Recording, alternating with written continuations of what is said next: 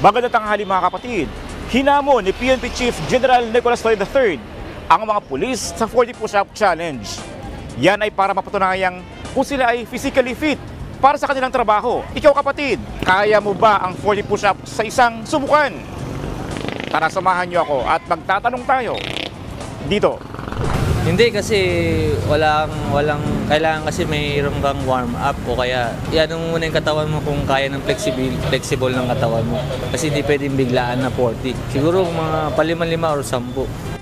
Sa ngayon hindi ka na kaya kasi wala nang gano'ng nakapag-warm up. Puro duty na kasi. Siguro hanggang mga 20 lang siguro. 40 push-up na isang subukan? Oo, kayang-kaya. Gusto mo ba subukan ngayon yung 40 push-up? Huwag, mahirap ngayon. Hindi, kaya ko. Try natin kung kakayanin.